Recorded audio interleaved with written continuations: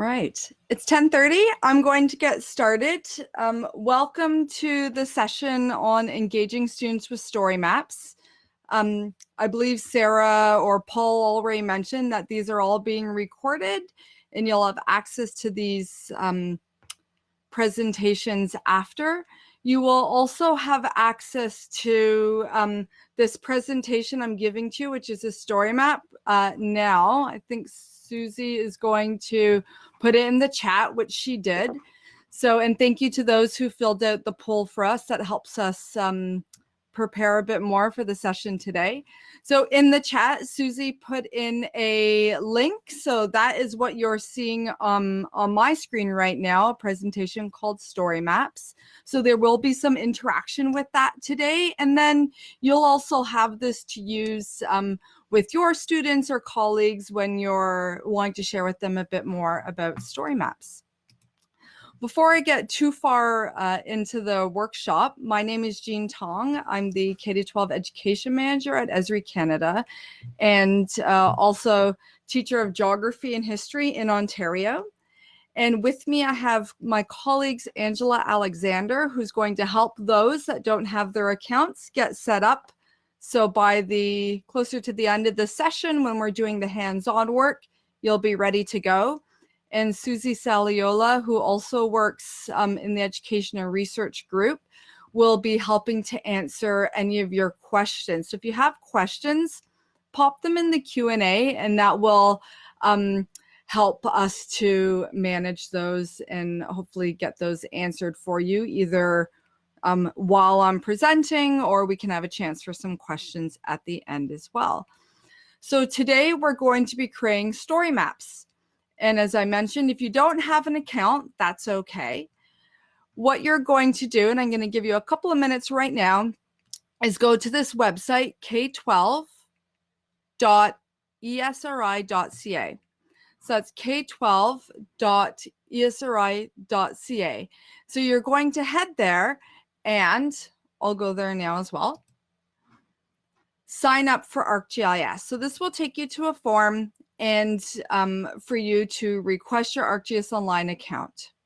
So again, that's k12.esri.ca. We're going to take about 2 minutes for those of you that need to do that. And I know there's at least 4 of you. To go put in your information, you will get an email from ArcGIS Notifications to create your account.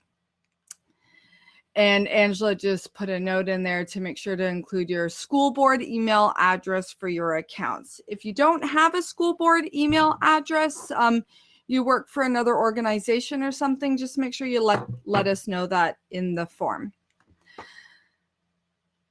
Susie, as I mentioned, is going to help answer any questions we have during this session, and I'm going to get into some of our workshop objectives for today while we're giving a few people some more time to request their accounts. All right.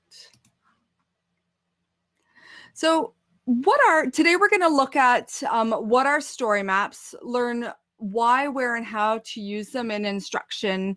There are so many subjects and topics you can use story maps in. And then I'm going to empower you and your students to create your own story maps. We've got some great resources and support available for you. One of them being the software. It's free for K-12 education across Canada, and in saying that, actually beyond Canada as well. So if you are working with colleagues in other countries, ArcGIS Online and story maps are available for free. A story map is text, visuals to guide the viewer. People will ask, how long does it take to create a story map? And it's the same as asking, how long does it take to write a book? It all depends on the story you're telling and how you plan and prepare before you actually start creating your story map. Because creating a story map can be, a one class period activity if the research and gathering of primary source data and documents and images has been done ahead of time. Story maps are automatically saved for you, and you get to choose how they're shared. By default, when you create a story map, it's private, only you see it. You can share it publicly with everyone, or you can choose select people or groups to share your story maps with. You can provide easy access to a story map. So the one I'm sharing today is public. There is a short link that Susie put in the chat for you. I could have also grabbed the longer URL. You can share it on social media, and you can also embed it. You get the embed code right here for you to put it in your own class website or blog, learning management system, however you like to share content with your students. They're accessible. So I'm on a laptop right now, but if you're on a Chromebook or tablet or smartphone, as long as you're connected to the internet, you have access to an interactive story map. You do have the option to print a story map. So it prints a PDF for you. As a PDF on a computer with the internet, it's still interactive, but you can print this out and give it to students that don't have access to the internet, and they still see the content that's here. The other thing I'll mention is that they work with screen readers. So you'll see how when you build a story map, you can put different text in to describe things to work with screen readers. And they also work with online translating tools. Even though you can see here, we do create resources to support in both English and French. And this session is actually being given after this in French. If I right click here and I'm in Google Chrome as my browser, I can click translate to French, and dynamically on the fly, it translates the story map for the end user. And I will head back to English. Great. Let's get into some curriculum examples of how story maps are being used. So before I go through some of these examples, story maps can be used like an interactive textbook. You could create it to teach it for your students to be introduced to a topic. You could use it like a presentation tool, as I am today. Support the inquiry process of gathering data, analyzing it, and communicating it. You can use it as a collaborative or culminating project. And last thing I'll say is there's current data and story maps available for you. If something's happening in the world, there's probably a story map created to help share that story. So let's explore some examples now. So how are story maps being used? So if we look at it for real time, so as I mentioned, if something's happening in the world, there's probably a story map. So how is geographical thinking used to help people every day? So in this case, we see an example of exploring COVID-19 data in Canada. And when you get a chance to explore, as you will in a few minutes, explore this a bit more, you can actually head over to where it says COVID-19 and get a whole website of different maps and apps and dashboards and story maps telling the story of COVID-19 in Canada. There's a lot of examples here showing GIS being used live with data. I'm going to just jump over to this tab called Canada Fire. This is a great example of ArcGIS being used. I can see here, this is today, and it's showing the number of fires. If I zoom in, it will show me more specifically where they are. And I can see as I head into Friday that the fine particulate matter is actually going to be coming down and impacting maybe the start of my weekend in Southern Ontario. So you can see how this is a great tool for communicating to people live data and things that are happening in the moment. History. Analyzing primary sources to document a journey. So how does a map help you understand their experience? And this example is from the Guelph Museum, and it's documenting Dr. John McCrae's journey in his life. And this can help us understand a bit more about him and his upbringing and how maybe location and where impacted who he is. So we can see here an interactive map. This is also a nice example because you can see here that when you're looking at things in in the past, you don't necessarily have to use the present day map to show. So in this case, we've got a nice historical map. How does the physical environment influence economic change? This is a nice story map, and it's actually created with student activities in this by Oceanwise Education. They create resources on the 7 principles of ocean education, and here you can explore through and understand more about sustainable fishing. How does the physical environment influence social change? So another one by Oceanwise Education on marine plastic. These are great because these ones are created particularly for educational use. Very timely. How has Canada's political landscape changed since 2000 and why? Whenever there's an election, it cannot be denied that maps play a starring role. And obviously soon we'll have a 2021 tab here as well. But this is a really good one to look at, whether you're looking at it with kindergarten children or adults such as ourselves. It's very powerful to see visually this data and start to see how has the country changed and why.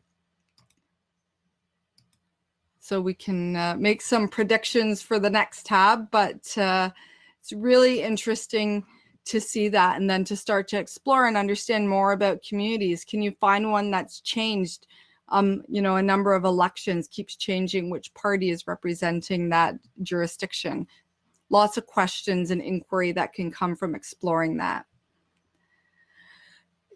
Here's an example of just exploring biodiversity in BC. Again, as a good inquiry starter, what questions do you have? Let's explore what do you notice? What do you want to know more about? How does setting affect the plot? So story maps can be used to tell, in this case, you know, about Indiana Jones's journey, and location plays an important part in there. So if I jump down to Raiders of the Lost Ark, we can see a story map being used to tell the locations in his story.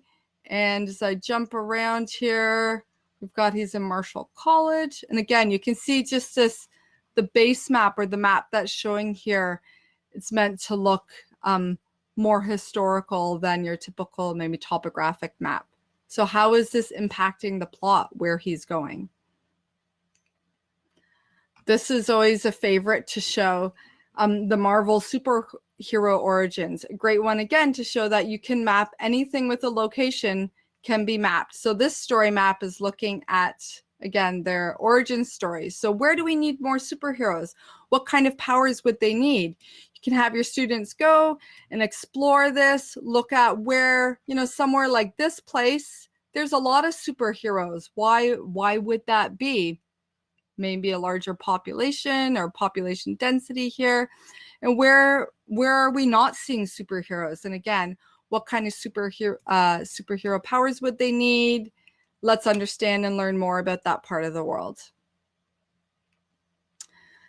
How do we monitor human and natural events across the globe?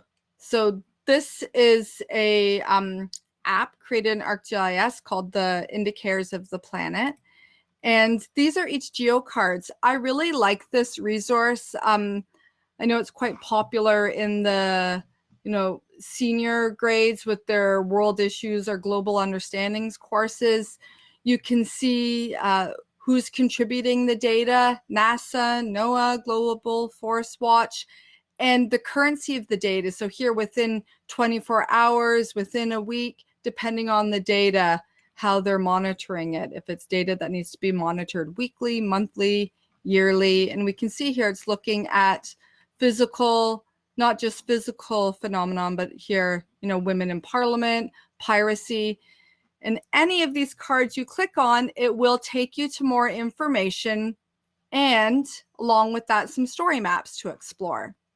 So it's a really interesting resource to check out with your students. I mentioned one way to use story maps in education is for a culminating project. So here's an example of the United Nations using it to take their report and show it more visually for a larger audience. So that you can go through and explore how they're doing on the various goals from the 2020 report. And the final example here, a collaborative one, was done by a school in Saskatchewan, and it's a treaty walk. So the students went outside and explored their community with treaty on the mind. So they went and looked at treaty in their community and created a story map together to communicate that.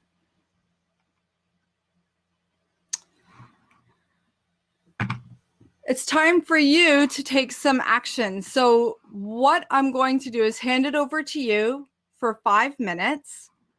You have the link to this story map. So you can now take some time to go in and explore some of those examples that I shared, or you can also explore our gallery of story maps. So this will take you to an area where there's different subjects and topics, and we've put some story maps together, not necessarily that we've created, but others have on a particular topic or theme. Or you can explore, there's another gallery, a larger ESRI gallery of story maps. So again, 5 minutes, and I'm gonna put my little timer here onto 5 minutes, and I'm going to hand it over to you to explore, find something that inspires you, something that maybe you'd want to share with your students when you're back in school. It's your time.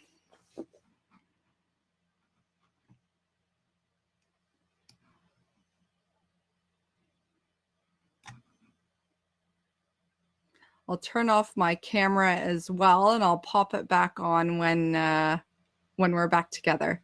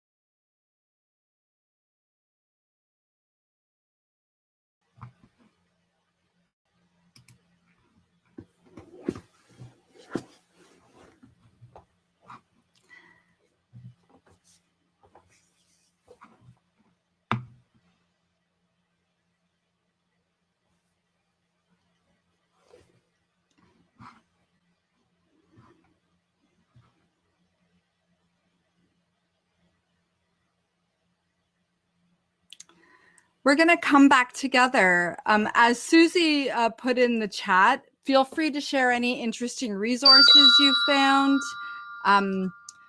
With the rest of the attendees, you can just put the link in the chat, whether it's now or in a bit. Please feel free to share anything interesting you found. All right, we're going to get into creating our first story map.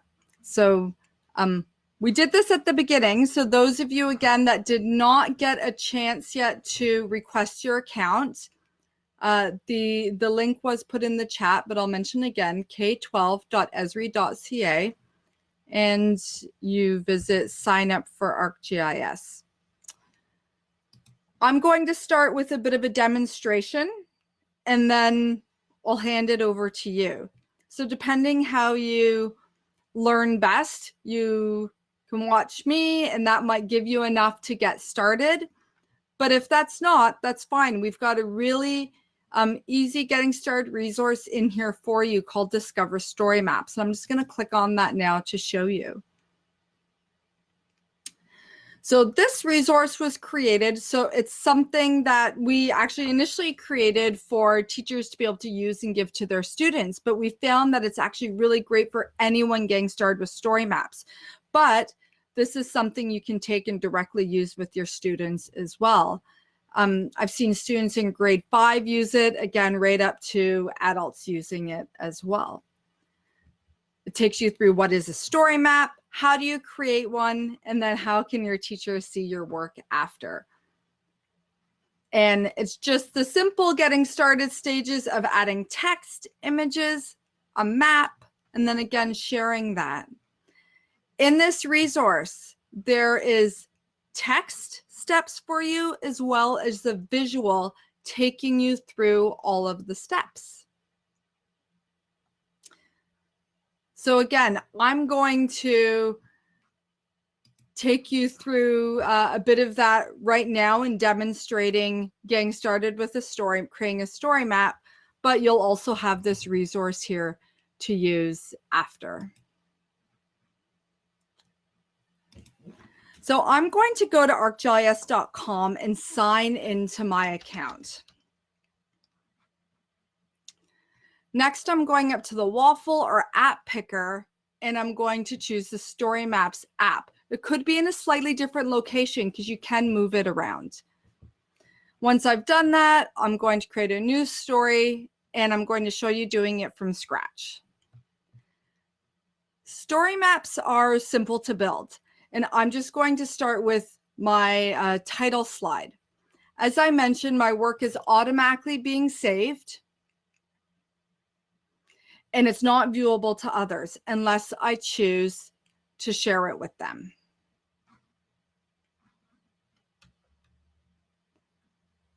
I can add an image or a video for my title that's on my device.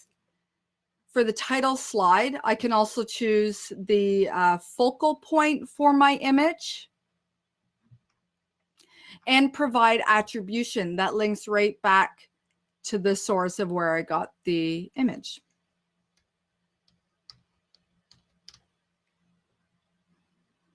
I'll continue building my story map by choosing a block to add by clicking on the plus.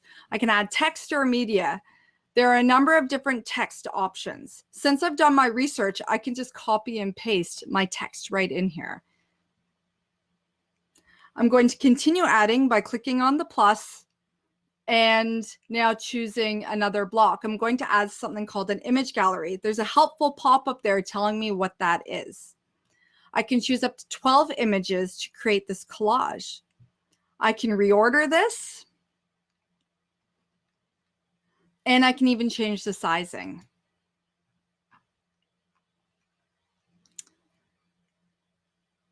I'm going to continue building my story map by adding more text, this time as a header and a subheading.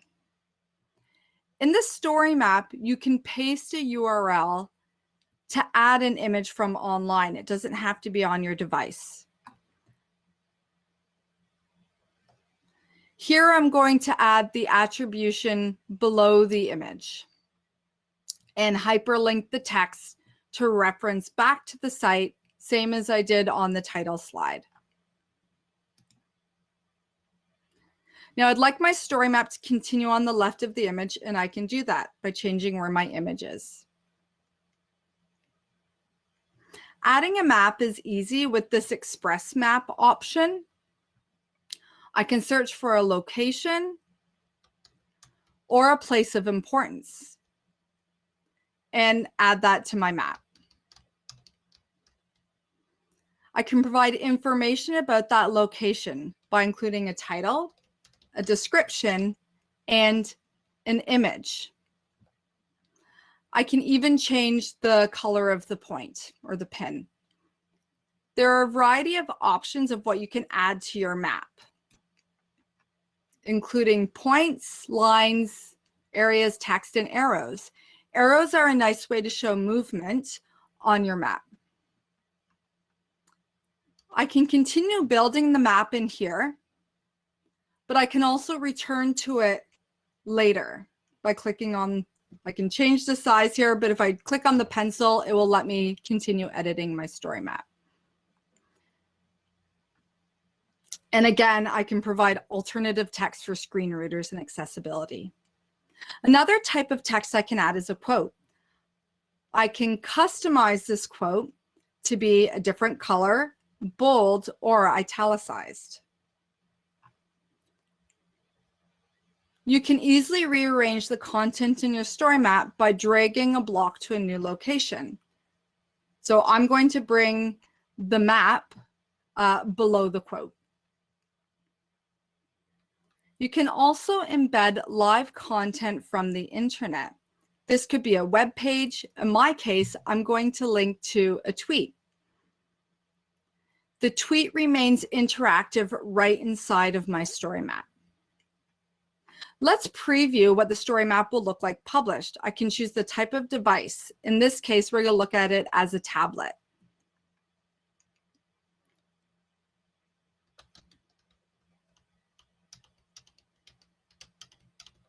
And as you can see in the preview, it's actually interactive as well.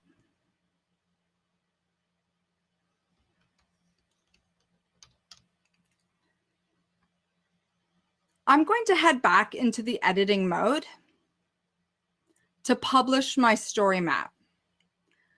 When this is finished, it gives you some nice updates for you. It's publishing and nice work. So when it's finished, you're brought to your published story. To continue editing, you can choose to edit your story from here. You can also access it back through the waffle. And so now your story is here and you can choose to continue editing that. As I mentioned, story maps are part of ArcGIS Online. Is technology that's free for all K-12 education. It's the same professional level tool being used by organizations around the world, and we have lots of support to help you get started. Before I get into that, I want to turn it over to you. It's 11 o'clock. We have till 11:30. So we're going to take 20 minutes. So at 11:20, we're going to come back together to finish the session. So I'll put my handy timer on for 20 minutes. And if you have any questions, we'll be here. You can pop them in the Q&A or chat, whatever you found feel comfortable with. Again, if you haven't logged into your account yet or finished creating it, now is a good time to do that. If you already have an account, you can log into ArcGIS Online, find the StoryMaps app, and either start just by what I showed you or head to the resource and follow along with some of those steps. So we're going to take 20 minutes to do that. And we'll be here again if you have any questions.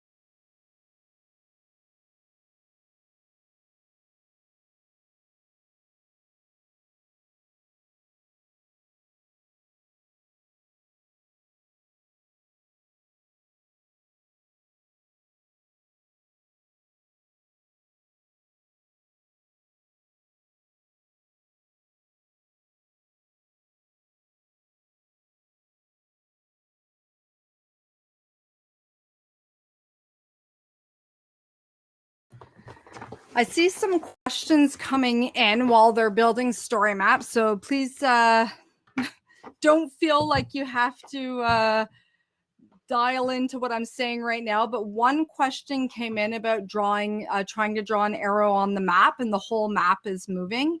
So I'm just going to show that. It's by like, I click on the arrow, and you're right, like I'm not able to draw my arrow. I actually have to choose one of these arrow types. And once I do that, I get this crosshair. So now I can draw my arrow.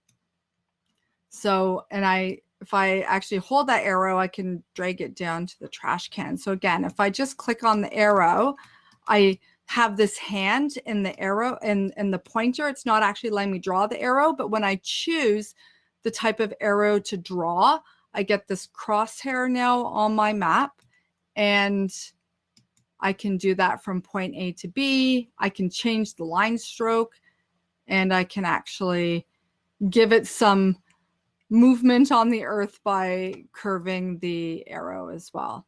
So I hope that answers your question, Anne.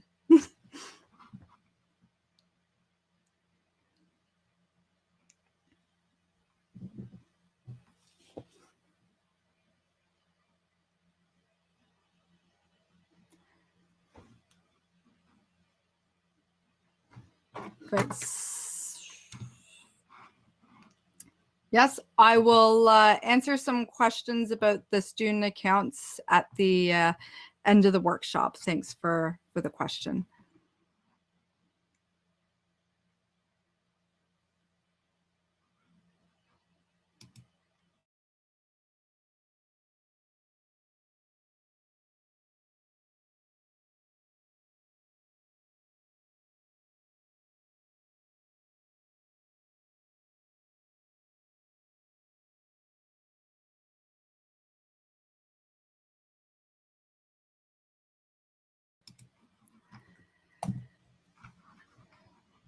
So when you're adding the arrow to your map, if you just click once and then on your map, click once where you want the start and once where you want the end. If you choose the arrow and you go to click on your map and you're moving it around, it will change to the hand.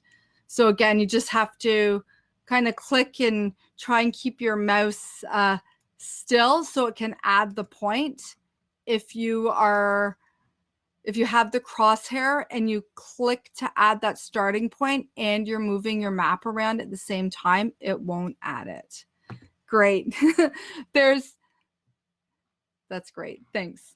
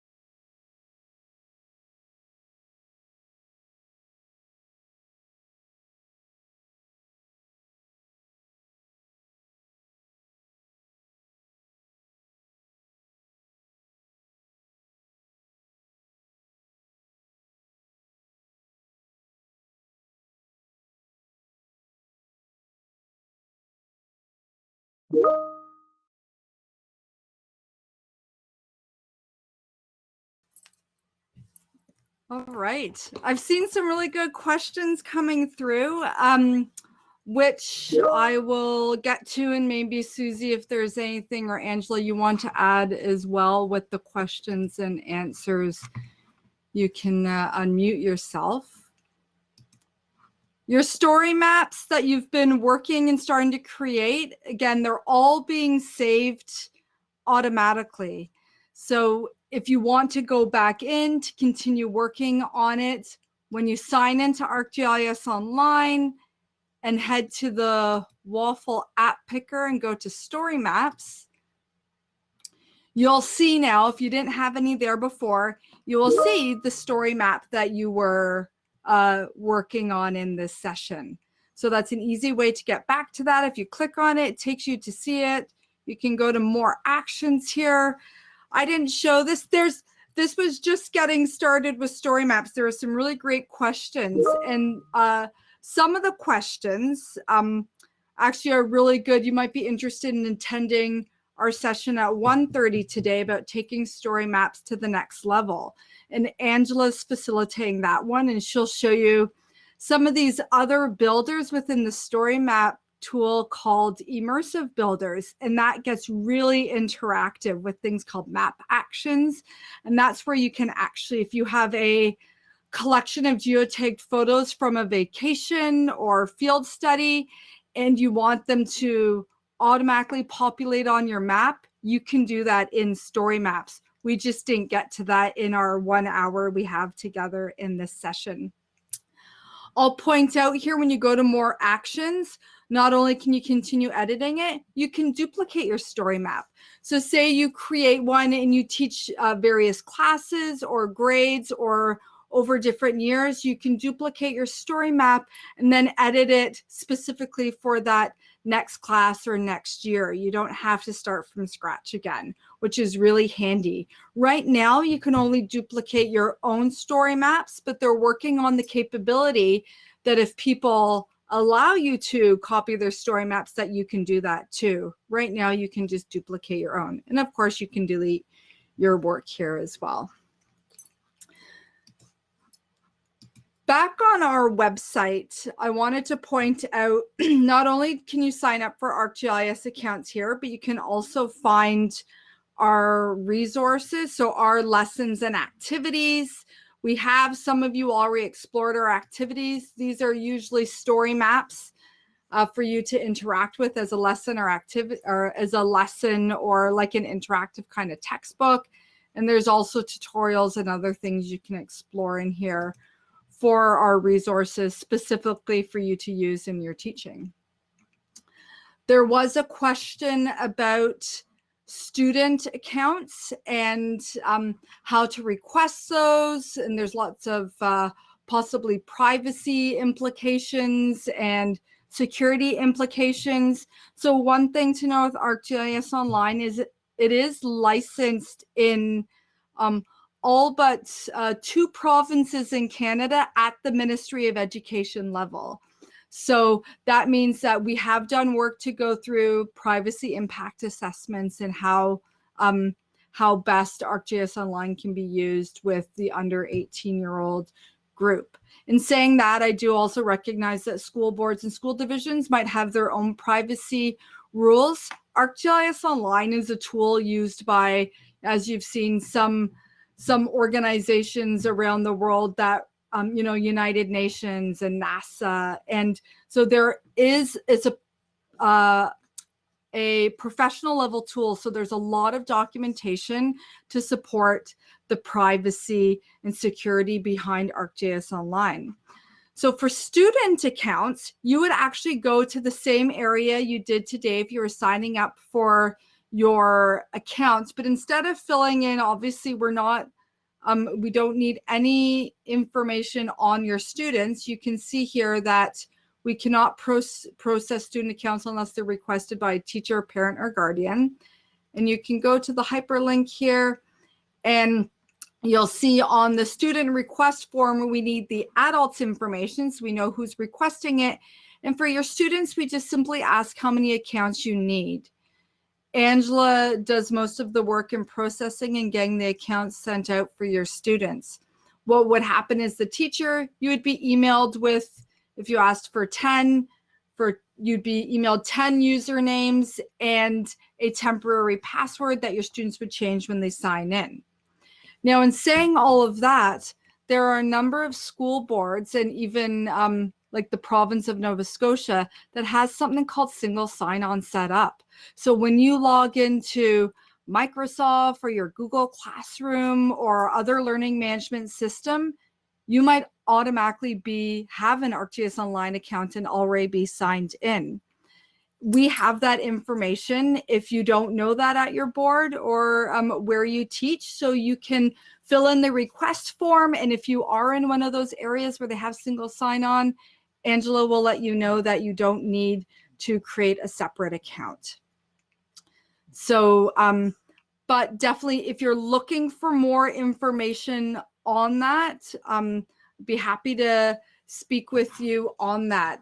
Our email is in the presentation here, k12@esri.ca, as is our website, if you forget that, right here. So please send us an email if you have specific questions or looking for some further professional development beyond what we've done today. I will mention again, Angela's doing a session this afternoon at 1:30, so taking your story maps to the next level, which we'll look at in a bit more detail, some of the next steps. This session that I did is going to be in French, just in a few moments. And then also Angela's this afternoon will also be available in French, because we do support both English and French learners in Canada. If you see the squirmy guy on my lap, he was asleep most of the workshop, but he decided just to wake up. So Steve says hi.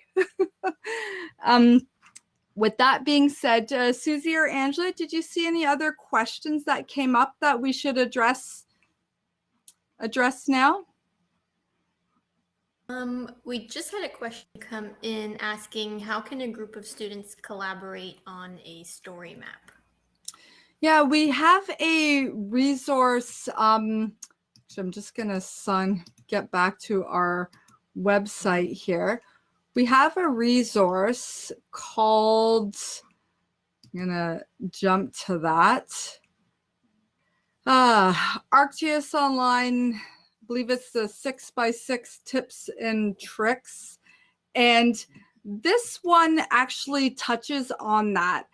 So this is how to get started with 6 short activities for educators. So it does have in here, because it's a process of something called creating a group. And then that group you create as a collaborative group, and your students can work together and share. There's a number of different ways. There's other ways depending on what it is. Sometimes research is being done by one person and then another person is putting the story map together, but there definitely is the capability for students to all collaborate on a story map in a group, or also if they're collecting data and creating the maps, that can be done collaboratively.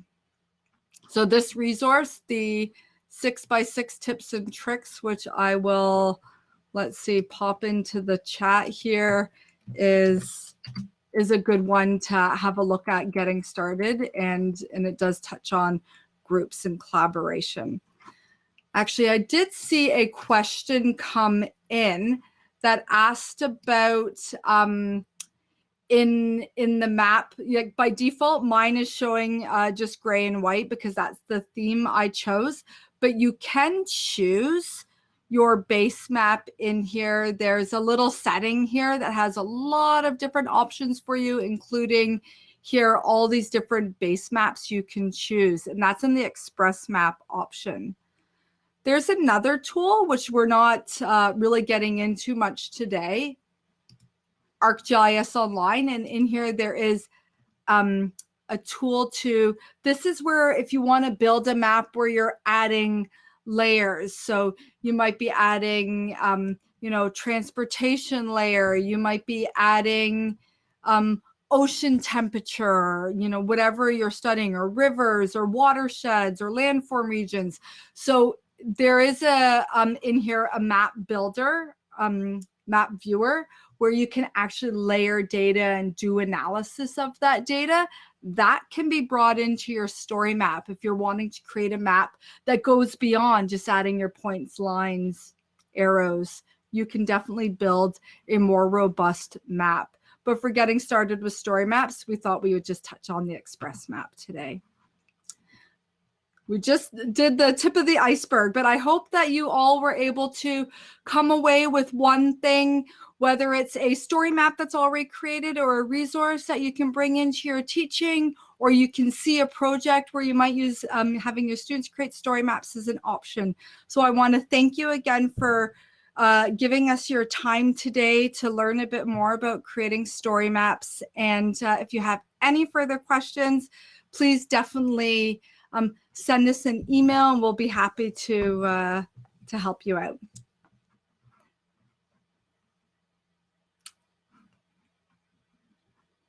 And with that, enjoy your break. And then I believe there's another keynote coming up. So thank you.